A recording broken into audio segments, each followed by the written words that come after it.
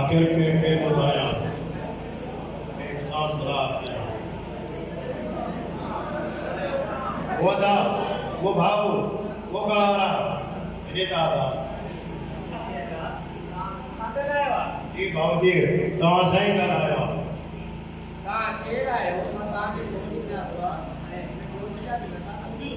भाऊ मुझो नालो जावेद आहे ऐं मां हिन वोट में मास्टर थी आयो आहियां भाऊ तव्हां वटि ॿारड़ा हूंदा स्कूल में दाख़िल करायो त मां उन्हनि खे तालीम ॾियां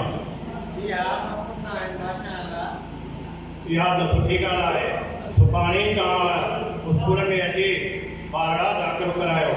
त उन्हनि खे इल्म जे ज़ेवर खां रोशन कयो जी भाऊ या बुधी ॻाल्हि तव्हांजी ॾाढी ख़ुशी थी आहे असांजे स्कूल में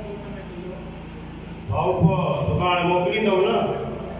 पर हिन ॻाल्हि खे वॾेरो कॾहिं न मञींदो वॾेरे खां तूं न ॾिज वॾेरे जो मां बंदोबस्तु करे छॾियो आहे इहो पंहिंजे पीउ जो ई ॿुधो आहे तुंहिंजो कीअं ॿुधंदो वॾेरे जे लाइ अहिड़ो त बंदोबस्तु कयो अथमि सरकार खे अपील करे उनखे सॼी ज़िंदगी जेल जे चकीअ में पिसराईंदुसि भाऊ मुंहिंजो ॿुध त तव्हां हिते वञण थी थियो ऐं वञी बचत सां गुज़ारियो ऐं किथे बेदार मारिजी न वञो जेकॾहिं मूंखे ज़िंदगी प्यारी हुजे हा त पोइ मां हिन ॻोठ में बदिली कराए हिते न अचां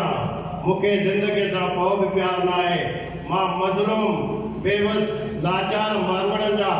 बचड़नि खे तालीम ॾींदुसि जेकॾहिं मुंहिंजी ज़िंदगी ख़तम बि वॾेरे कई पोइ बि का परवाह न आहे भाऊ वॾेरो वॾो ज़ालिम ठही ऐं कमदार न को झटि बि फिरंदो वठो हे न ॿुधाए वॾेरे खे त हिन मूंखे बि माराए कुझु बि कोन कंदो के अहिड़ा न ॿुधड़ा हुकूमत सदा करे छॾिया आहिनि तूं बेफ़िक्र थी मां भाऊ ॿुधायो ऐं पाण बि मथे बेगुनाह मूंखे बि माराईंदे हितां हलण जे कर ऐं मां हलां अदा जे न कर सुठो आहे त ॿारनि खे तालीम ॾियां बाक़ी छा कयो